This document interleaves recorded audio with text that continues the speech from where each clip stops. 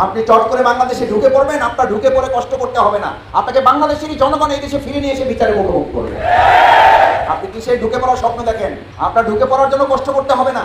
বাংলাদেশের জনগণই আপনাকে বাংলাদেশে নিয়ে এসে আইনের আওতায় বিচারের মুখোমুখি করে, শুধুমাত্র শাপলা চত্বর নয়, 28শে অক্টোবর 2006 সালে আপনি লগি বৈঠার নির্দেশদাতা হিসাবে, হুকুমের আসামি হিসাবে আপনাকে বিচারের মুখোমুখি করা হবে। আসসালামু আলাইকুম সুপ্রিয় দর্শক, সাবেক পালিয়ে যাওয়া প্রধানমন্ত্রী ফ্যাসিস্ট শেখ হাসিনা কিছুদিন আগে একটি ফোন কলের মাধ্যমে একজন ব্যক্তিকে জানিয়েছিল, আমি চট করে ঢুকে পড়ব, আমি যে কোনো সময় চট করে ঢুকে পড়ব, অর্থাৎ বাংলাদেশে আসবেন, চট করে আসবেন। তো এই বিষয়টি নিয়ে এবার কথা বলেছেন বাংলাদেশ ইসলামী ছাত্র শিবিরের সাবেক কেন্দ্রীয় সভাপতি, তুমুল জনপ্রিয় ছাত্র নেতা ছিলেন ডক্টর শফিকুল ইসলাম মাসুদ, বর্তমান বাংলাদেশ জামাত ইসলামী ঢাকা মহানগর দক্ষিণের সেক্রেটারি। তিনি চমৎকার কিছু কথা বলেছেন শেখ হাসিনাকে নিয়ে। আমরা তার মুখ থেকে বিস্তারিত জেনে আসবো।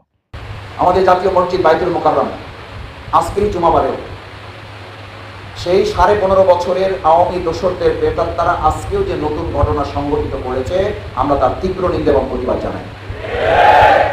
বাইতুল মোকাররমকে আজকেও রক্তাক্ত করা হয়েছে।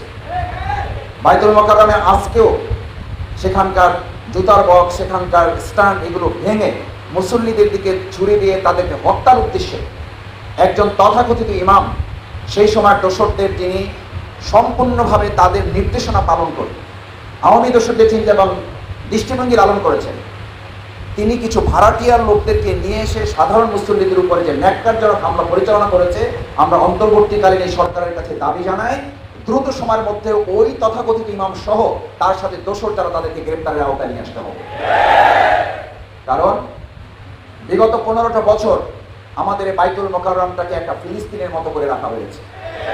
এখানে যেন জুমার নামাজ হতো না, এখানে যেন এক একদিন পবিত্র জুমার দিন একটা যুদ্ধ ঘোষণা করা হতো। আমরা সেই সময় সরকারের কাছে দাবি জানাতাম, যেটা কি আমাদের বাইতুল মোকাররম নাকি এটা গাজা নাকি এটা ফিলিস্তিন? আজকে নতুন করে যদি আবার সেই দর্শকরা ষড়যন্ত্র করে, তাহলে 5ই আগস্ট যেভাবে তাদের মোকাবেলা করে দেশ ছাড়া করা হয়েছে, বাইতুল মোকাররমের পবিত্রতা এবং ইজ্জত রক্ষায় আবার প্রয়োজনে সেভাবে মোকাবেলা করা হবে। আমি বলছিলাম নারায়ে তাকবীর আল্লাহু আকবারের স্লোগান সেদিন আমাদের বলা হয়েছিল এটা জামাত ইসলামী ছাত্র শিবিরের স্লোগান, জঙ্গি স্লোগান। নারায়ে তাকবীর আল্লাহু আকবার জঙ্গি স্লোগান নয়, জামাত ইসলামী ছাত্র শিবিরের স্লোগান নয়, এটা দেশের মুসলিম এবং 18 কোটি মানুষের নিরাপত্তা এবং গ্যারান্টির স্লোগান। কি দুর্ভাগ্যজনক বিষয়, আমাদের সেই তথাকথিত বিনা ভোটের প্রধানমন্ত্রী, একই সাথে দেখবেন পত্রিকায় ছবি আছে মাথায় মেকআপ করা, আর এক সাথে তসবিহ ছবি, তার পাশে এদেশের মুসলমানদের টুপি কুকুরের মাথায় দিয়ে এদেশের মুসলমানদের এদেশের টুপি রাসূল করিম সাল্লাল্লাহু আলাইহি সাল্লামের সুন্নাহকে বেইজ্জত শুধু না, অপমান এবং লাঞ্ছিত করার অপরাধেও সেই তথাকথিত প্রধানমন্ত্রীর বিচার হবে। পরিকল্পিতভাবে আমাদের আলেম সমাজকে 2013 সালের সেই শাপলা চত্বরে শুধু খুন করাই হয়নি, শুধু শহীদ করাই হয়নি, আপনাদের মনে করা হয়েছে সেই শহীদের রক্তের সাথে এমন বেঈমানি বিশ্বাসঘাতক এবং তামাশা মশকরা করা হয়েছে যে সেই আলেমদেরকে হত্যা করে তার মন্ত্রীরা বলেছে 5 মিনিটের মধ্যে আমরা তো সব শেষ করে দিয়েছি। তো তার মন্ত্রী যখন বলেছে 5 মিনিটে শেষ করে দিয়েছে, আর সেই তথাকথিত প্রধানমন্ত্রী সংসদে বক্তব্য দিয়েছেন যে আলেমরা রক্ত মেখে নাকি সেখানে শুয়েছিল। আপনি চট করে বাংলাদেশে ঢুকে পড়বেন, আপনার ঢুকে পড়ে কষ্ট করতে হবে না। আপনাকে বাংলাদেশেরই জনগণ এই দেশে ফিরে নিয়ে এসে বিচারে মুখোমুখি করবে। আপনি কি সেই ঢুকে পড়ার স্বপ্ন দেখেন? আপনার ঢুকে পড়ার জন্য কষ্ট করতে হবে না। বাংলাদেশের জনগণই আপনাকে বাংলাদেশে নিয়ে এসে আইনের আওতায় বিচারের মুখোমুখি করে, শুধুমাত্র শাপলা চত্বর নয়, 28শে অক্টোবর 2006 সালে আপনি লগি বৈঠার নির্দেশদাতা হিসাবে, হুকুমের আসামি হিসাবে আপনাকে বিচারের মুখোমুখি করা হবে। আপনি শুধু এখানেই শেষ করেছেন? আমরা কোন একটা অন্ধকার জগতে ছিলাম যে সরকারে আসার আগেই ঘোষণা করেছিল, মনে আছে আপনাদের 2006 সালের আগে? সেই সময় কি ঘোষণা ছিল? একটা লাশ পড়লে 10টা লাশ পড়লে। এই ঘোষণা যে মহিলা দিতে পারে, সে মহিলার কাছে তার দল শুধু না, দেশ শুধু না, কোনো একজন মানুষও নিরাপদ থাকতে পারে না।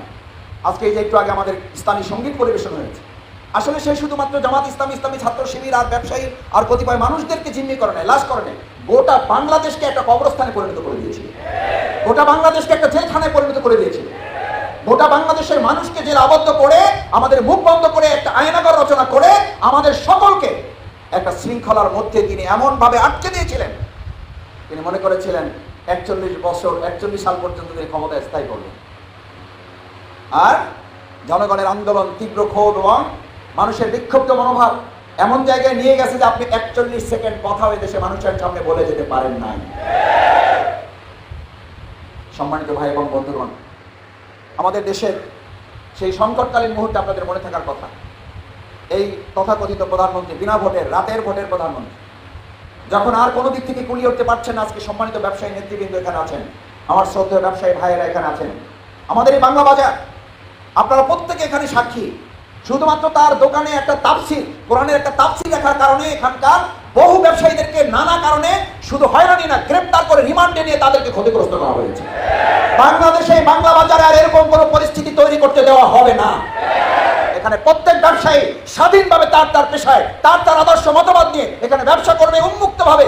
কোন ধরনের সন্ত্রাস, নৈরাজ্য, দখলবাজি, চাঁদাবাজির পরিস্থিতি এখানে কাউকে তৈরি করতে দেওয়া হবে না। যদি রবীন্দ্রনাথের বই সমগ্র উপন্যাস সমগ্র থাকতে পারে, তাহলে তাফসীর গ্রন্থ, তাফসীর সমগ্র থাকতে পারবে না কেন?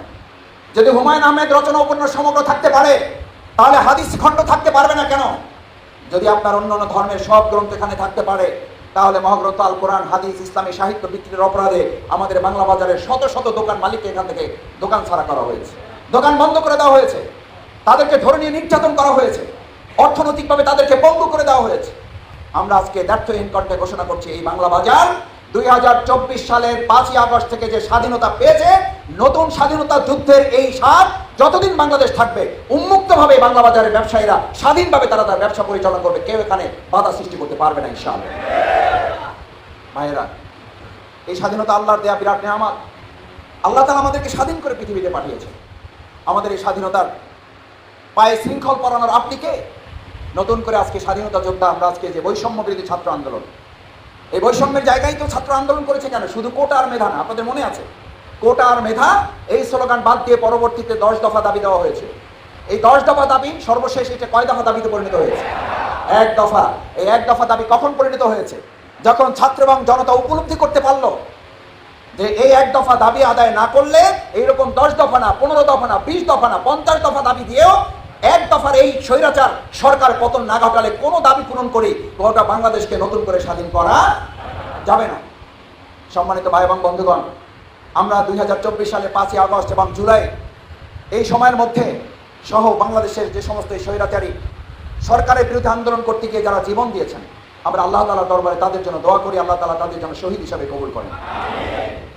যারা এখন আহত পঙ্গু অবস্থায় আছেন, আপনারা জানেন এখনো অনেকে অন্ধ হয়ে আছেন, হাত হারিয়েছেন, পা হারিয়েছেন, চোখ হারিয়েছেন, চিরতরে পঙ্গু হয়ে গেছেন, প্যারালাইজড হয়ে গেছেন।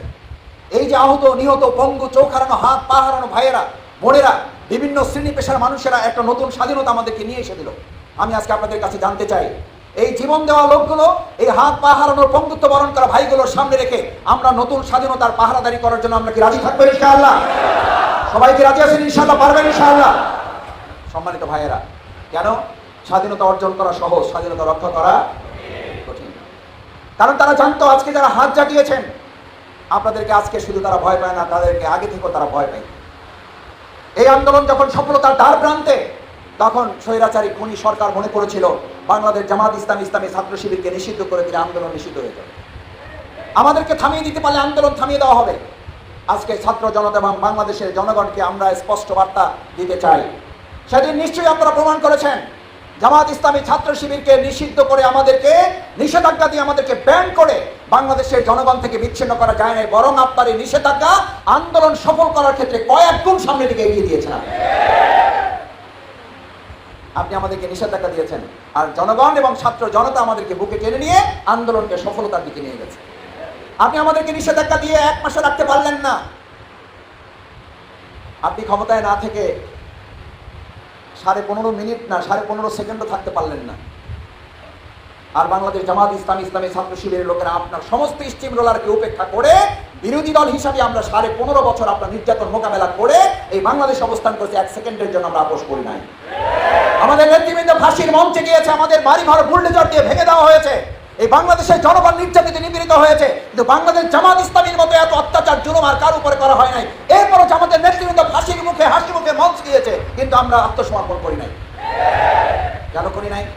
করি নাই এই জন্য যে বাংলাদেশ জামাত ইসলামী, ইসলামী ছাত্র শিবির 3টি পরীক্ষায় আমরা ইতিমধ্যে উত্তীর্ণ হয়েছি। আল্লাহ তাআলা আমাদেরকে তৌফিক দিয়েছে, আলহামদুলিল্লাহ। বলো কয়টি পরীক্ষা? নাম্বার 1, আমরা সততার পরীক্ষায় উত্তীর্ণ হয়েছি। বাংলাদেশ জামাত ইসলামীকে কেউ কেউ মনে করতে আমরা শুধু মসজিদ চালাইতে পারি, আমরা শুধু ইমামতি করতে পারি, আমরা শুধু তারাবি পড়াইতে পারি, আমরা শুধু জানাজা পড়াইতে পারি, আমরা শুধু মিলাদ শরীফ পড়াইতে পারি। কিন্তু জামাত ইসলামী প্রমাণ করলো আমরা শুধু মেম্বার হইতে পারি না, চেয়ারম্যান হইতে পারি না, মেয়র হইতে পারি না, কমিশনার হইতে পারি না, আমরা সংসদ সদস্য হইতে পারি, আমরা মন্ত্রণালয় চালাইতে পারি। এবং এই দুর্নীতির মধ্যে নিমজ্জিত একটা সরকারে থেকেও 2 টাকার দুর্নীতি না করার চ্যালেঞ্জ দিয়ে জামাত ইসলামী উত্তীর্ণ হওয়ার যোগ্যতা প্রমাণ করতে পেরেছে।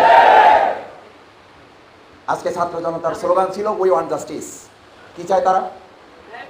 ন্যায় বিচার। বাংলাদেশের মানুষ যদি আজকে আমরা জানতে চাই বাংলাদেশের জনগণের কাছে উই ওয়ান্ট জাস্টিস, এই স্লোগান কখন বাস্তবায়িত হওয়া সম্ভব? ইসলামী অনুশাসন ছাড়া উই ওয়ান্ট জাস্টিস বাস্তবায়ন হওয়া সম্ভব না।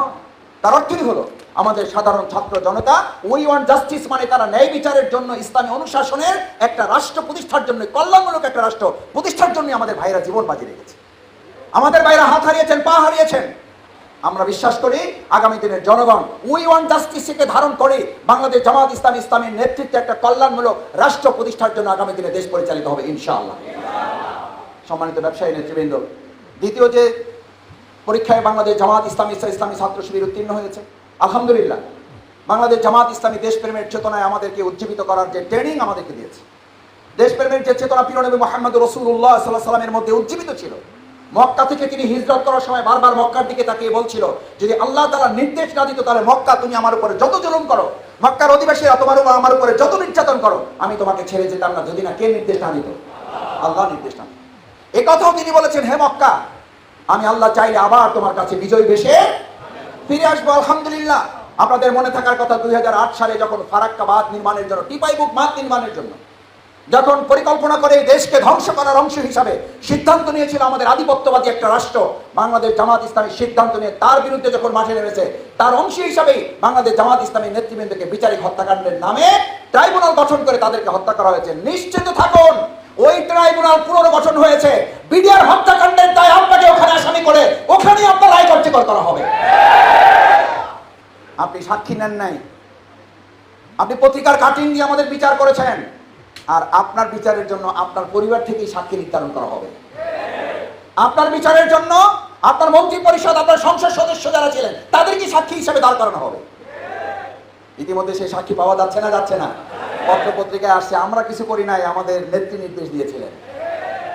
এই নেত্রী নির্দেশে যারা যারা করেছেন আর নেত্রী যে নির্দেশ দিয়েছেন, আপনার সমস্ত অপকর্মের দায়ভার মাথায় নিয়েই আপনাকে বিচারের মুখোমুখি হতে হবে। আপনি আবার চট করে ঢুকে পড়বেন বলে আশ্বস্ত করতেছেন, কাছাকাছি আছেন, আমরাও দোয়া করি আপনি কাছেই থাকেন। আপনাদের জন্য তো দোয়া করার দোয়া কবুল হবে বলে করেন, জালিমের জন্য দোয়া আল্লাহর কাছে কি হয় না? কবুল হবে না। তারপরও আমরা আল্লাহর কাছে দোয়া করি আপনি কাছেই থাকেন এবং আল্লাহ তাআলা জনগণের কাছে আপনাকে নিয়ে এসে বিচারের কাঠগড়ায় দাঁড় করানো পর্যন্ত যেন আপনি বেঁচে থাকেন। আমাকে কেউ কেউ বলে যে ভাই, শেখ হাসিনার তো আল্লাহর একটা বিচার দেখলাম, আল্লাহ তাআলা এই মহিলাটাকে বাঁচাই রাখলেন কেন? আমি বললাম, নিশ্চয়ই এর মধ্যে আল্লাহর কোনো পরিকল্পনা আছে। এই মহিলা যদি একবারে মারা যেত তাহলে একবারে মৃত্যুবরণ করত, আর এই মহিলাকে আল্লাহ তাআলা বাঁচিয়ে রেখে বাংলাদেশের এই সুন্দর দৃশ্য, নারায়ে তাকবীরের স্লোগান, আল্লাহু আকবারের স্লোগান, উই ওয়ান্ট জাস্টিসের স্লোগান, যে মূর্তিগুলো সে বানায় রেখেছিল, এই মূর্তিগুলোর গলায় রশি লাগিয়ে টানা আর এগুলোর দিকে জুতা মারা, এই দৃশ্যকে যতবার দেখে ততবার একবার করে সে মৃত্যুর মুখে পতিত হয়। এই দৃশ্য দেখানোর জন্যই আল্লাহ তাকে বাঁচিয়ে রেখেছে। ও মরলে তো একবার মরে যেত, আর আল্লাহকে বাঁচিয়ে রেখেছেন শুধু এই জন্য ও যেন প্রতি সেকেন্ডে একবার কি করে? মৃত্যুবরণ করে। আমরা বহুবার বলেছি, নিজের আর নিজের বাপের আর নিজের পরিবারের দেশ বানায়েন না। নিজের আর নিজের দেশ আর পরিবারের দেশ বানাইতে গেলে আপনি ক্ষমতা রক্ষাও করতে পারবেন না, আর এটা সম্মানজনক হবে না। সম্মানিত ভাই এবং বন্ধুগণ, আমি আপনাদের কষ্ট বাড়াতে চাই না। আমরা সেই সময় বলেছিলাম, আপনি বাপের এবং বাপের পরিবারের ইতিহাস, আপনার নিজের ইতিহাস এই দেশের জাতির উপরে চাপিয়ে দিতে চেয়েছিলেন, আর জনগণ চেয়েছিল আমার এই প্রিয় মাতৃভূমি বাংলাদেশ দেশপ্রেম এবং ইসলামের চেতনা এটাকে উজ্জীবিত করবেন। আজকে প্রমাণিত হয়েছে, এই দেশের জনগণের উপরে একটা পরিবার, একটা ব্যক্তির ইতিহাস চাপিয়ে দিয়ে আপনি ক্ষমতা কুক্ষিগত করতে পারেন নাই। জনগণের ক্ষমতা তাদের কাছে ফিরিয়ে দেওয়া হয়েছে। আগামী দিনে নির্বাচিত একটা সরকারের মাধ্যমে এদেশের জনগণের মালিক জনগণ কি করে দেওয়া হবে ইনশাআল্লাহ। আমরা বহু আগে বলেছিলাম আমাদের নিবন্ধন আপনারা কেড়ে নিয়েছেন, এখনো ভিডিওতে পাওয়া যাবে। আমরা ওই সময় বলেছিলাম আমরা নিবন্ধন চাই না, আমরা ইউনিয়ন নিয়ে বাঁচতে চাই। যারা এই দেশের মালিকানা মনে করে যে সর্বশক্তির মালিক হচ্ছে জনগণ, আমরা বলেছি সর্বশক্তির মালিক হচ্ছে কে? আল্লাহ সুবহানাহু। এই কারণে আমাদের নিবন্ধন বাতিল করা হয়েছে। আমরা ওই সময় প্রশ্ন করেছিলাম, আমাদের দাড়িপাল্লা কেড়ে নেওয়া হয়েছে, সুপ্রিম কোর্টের ওটা একটা সিম্বল আছে। তা আমরা বলেছিলাম আপনাদের এই নৌকার প্রতীক এবং বাংলাদেশের আরো বহু প্রতীক তো জাতীয় প্রতীক হিসেবে ব্যবহৃত হয়, ওই আপনাদের প্রতীক তো নিষিদ্ধ হয় নাই। যেই যুক্তিতে দাঁড়িপাল্লা কেড়ে নিয়েছেন, যেই যুক্তিতে জামাত ইসলামের নিবন্ধন কেড়ে নিয়েছেন, এই সমস্ত যুক্তি খরা যুক্তিতে পরিণত হয়েছে, যার কারণে এই দেশের জনগণ সিদ্ধান্ত নিয়েছে আওয়ামী লীগের এই সমস্ত অপকর্মের বিচার না হওয়া পর্যন্ত শুধুমাত্র তারা নয়, তাদের আদর্শিক রাজনৈতিক কোনো কার্যক্রমে বাংলাদেশে আর চলতে দেওয়া হবে না। কেন চলতে দেওয়া হবে না? চলতে দেওয়া হবে না এই জন্যই, এটা তো তারাই ঘোষণা করেছে 2024 সালে 5ই আগস্টের পর তথাকথিত প্রধানমন্ত্রীর ছেলের ভিডিও এখন আসে না নাই। এই দেশের জনগণের প্রতি তাদের কোনো দায়িত্ব নাই। তো দায়িত্ব যদি না থাকে আপনাদের এই দেশ নিয়ে আর ভাবনার কি আছে? আপনারা এই দেশকে ছেড়েছেন, আপনাদেরকে আমরা অবসর দিয়ে দিলাম, আপনাদেরকে আমরা রিটায়ার্ডে পাঠাই দিলাম, আপনারা এখন নিশ্চিন্তে থাকেন। কারণ আপনারা এই বাংলাদেশে যত না ঘরবাড়ি করেছেন তার চেয়ে বেশি ঘরবাড়ি বিদেশে, তার চেয়ে বেশি সম্পদ আপনারা বাংলাদেশের বাইরে পাচার করেছেন। কারণ আপনারা নিজেরাও জানতেন যত অপকর্ম আপনারা করেছেন, বাংলাদেশের নাগরিক হিসেবে থাকার যোগ্যতা আপনারা বহু আগেই হারিয়ে ফেলেছেন। সম্মানিত ভাই এবং বন্ধুগণ, আসুন বাংলাদেশ জামাত ইসলামের 3টি মৌলিক দাওয়াত আপনাদেরকে দিয়ে আমার কথা শেষ করে সংক্ষেপে। নাম্বার 1, বাংলাদেশ জামাত ইসলামে ব্যক্তির মতাদর্শের ভিত্তিতে একটা সমাজ রাষ্ট্র পরিবর্তন হতে পারে না। কারণ ইতিমধ্যেই ছাত্রদের মধ্যে, জনতার মধ্যে স্লোগান আছে, তাদের মধ্যে পরিবর্তনের লক্ষ্য আছে, তারা পরিবর্তনের কথা বলে যে আমরা এক স্বৈরাচার থেকে আরেক স্বৈরাচারে যেতে চাই না, আমরা এক স্বৈরতন্ত্র থেকে আরেক স্বৈরতন্ত্র যেতে চাই না।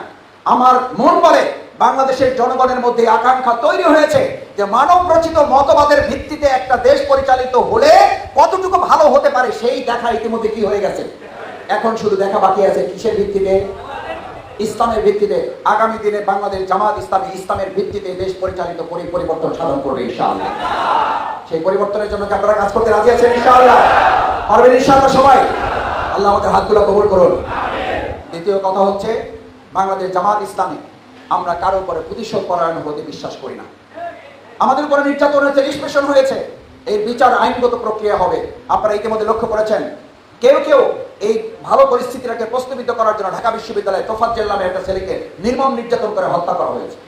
বাংলাদেশ জামাত ইসলামী তীব্র নিন্দা এবং প্রতিবাদ জানিয়েছে এবং ইতিমধ্যে আপনারা শুনেছেন 6 জনকে গ্রেফতার করা হয়েছে, তার মধ্যে 5 জনই হচ্ছে ছাত্রলীগের। আমরা অবিলম্বে তোফাজ্জল সহ জাহাঙ্গীরনগর বিশ্ববিদ্যালয়ে যে বিচার বহির্ভূত হত্যাকাণ্ডের মাধ্যমে যাদেরকে নির্মমভাবে হত্যা করা হয়েছে, আমরা দৃঢ়ভাবে বিশ্বাস করি ইতিমধ্যে প্রমাণিত হয়েছে এই ঘটনার সাথে বিভিন্ন পর্যায়ে লুকিয়ে থাকা বিগত সরকারের ছাত্রলীগের গুন্ডা বাহিনী এখনো সন্ত্রাস করছে। আইনগতভাবে তাদের বিরুদ্ধে পদক্ষেপ গ্রহণ করতে হবে। এই পদক্ষেপ গ্রহণ করার জন্যই আমরা, আপনারা যারা আছে, আমাদেরকে পাহারাদারি ভূমিকা আমরা পালন করবো ইনশাআল্লাহ। সম্মানিত ভাই এবং বন্ধুগণ, সবশেষে যে তৃতীয় আহ্বানটি আপনাদেরকে জানাতে চাই, রাষ্ট্র পরিবর্তন হবে, রাষ্ট্র সংস্কার হবে। রাষ্ট্র সংস্কারের জন্য ব্যক্তির সংস্কার হতে হবে।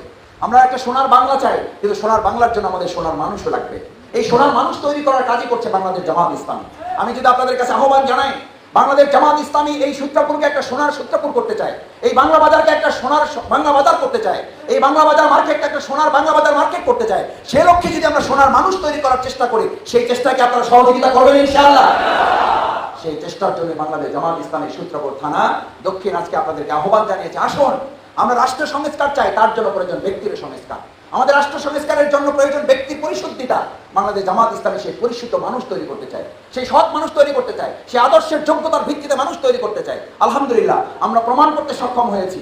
আকণ্ঠ নিমজ্জিত একটি সরকারের মধ্যেও যারা দায়িত্ব পালন করেন, তারা যদি সৎ থাকতে চান, তাহলে সৎ থাকার ইচ্ছা থাকতে তারা সৎ থাকতে পারেন। আমরা সেই সৎ থাকার নিয়োগ করে কিছু ভালো মানুষ তৈরি করে যদি আমাদের এই প্রিয় বাংলাকে সোনার বাংলা করতে পারি, তাহলে আমাদের আজকে সূত্রাপুর দক্ষিণ থানা আয়োজিত আজকের এই দোয়া এবং আলোচনা অনুষ্ঠান, বিশেষ করে আমাদের যে ভাইয়েরা জীবন দিয়েছেন, যারা হাত হারিয়েছেন, পা হারিয়েছেন, চোখ হারিয়েছেন, তাদের অনুভূতিটা আপনারা শুনেছেন, বিভিন্ন মিডিয়াতে দেখেছেন। আমরা তাদের পাশে থেকে কথা বলেছি, আমরা শহীদ পরিবারগুলোর পাশে থাকার চেষ্টা করেছি, আমরা আহত বঙ্গবন্ধু ভাইদের এখনো চিকিৎসার জন্য ব্যবস্থা করছি, এখনো তাদের পরিবারের পাশে গিয়ে আমরা দাঁড়াবার চেষ্টা করছি। তাদের বক্তব্য হচ্ছে, আমার চোখের জ্যোতি দিয়ে যদি বাংলাদেশের এই অন্ধকার জগৎকে আলোকিত করা যায়, তাহলে আমার এই চোখ হারানোতে কোনো আফসোস নাই। আমার এক হাত দিয়েছি, প্রয়োজন আর এক হাত দেবো, আমার এক পা দিয়েছি, প্রয়োজন আর এক পা দেবো, তবু বাংলাদেশকে আর সেই 15.5 বছরের অন্ধকার জগতে আমরা ফিরে যেতে দেব না। এটা যদি তাদের অনুভূতি হয়, তাহলে আমরা আজকে এখানে যারা আছি, আমরা কি সিদ্ধান্ত নিতে পারবো যে শহীদদের এই জীবন, হাত হারা পঙ্গু হওয়া, আমাদের চোখ হারা ভাইদের জীবনের রোগ এবং তাদের প্রতিদান দেওয়ার জন্য আজকে থেকে যদি পাহারাদারির দায়িত্ব এই সূত্রাপুর দক্ষিণে পালন করতে হয়, সেই পাহারাদারিকে আমরা করবো ইনশাআল্লাহ সবাই। সবাই কি পাহারাদারিতে রাজি থাকবো ইনশাআল্লাহ? নারায়ণ তাকবীর। আমাদের প্রিয় বাংলা বাজারের এই সুন্দর প্রাচীন ঐতিহ্যকে আমরা যেন নিষ্কলুষ রাখতে পারি, এটাকে যেন কলঙ্ক মুক্ত করা যায়। এখানে সব ধর্মের বর্ণের ভাইয়েরা স্বাধীনভাবে ব্যবসা করবে, স্বাধীনভাবে তাদের কাজকর্ম পরিচালনা করবে। সেই জায়গায় কেউ ব্যাঘাত ঘটাবে এরকম আর পরিবেশ এখানে তৈরি হোক, সেখান থেকে আল্লাহ আমাদের হেফাজত করুন, সেই প্রত্যাশা ব্যক্ত করে আবারও আপনারা অনেকক্ষণ থেকে কষ্ট করে এখানে অবস্থান করছেন। আমাদের সাময়িক বিষয়ে যদি আপনাদের কোনো কষ্ট হয়ে থাকে, মেহেরবানি করে আমাদের ক্ষমা সুন্দর দৃষ্টিতে দেখবেন। বাংলাদেশ জামাত ইসলামীর জন্য আপনারা প্রাণ ভরে দোয়া করবেন। আল্লাহ তাআলা যেন আমরা ব্যক্তি ক্ষমতায় যাওয়া আমাদের লক্ষ্য নয়, আমাদের সকলের লক্ষ্য হচ্ছে ইসলামকে ক্ষমতায় নিয়ে যাওয়া। আল্লাহ যেন আমাদেরকে বেঁচে থাকতে, জীবন থাকতে আমরা দেখে যেতে পারি বাংলাদেশ ইসলামের আলোকে পরিচালিত হচ্ছে। সকলে বলুন আমিন।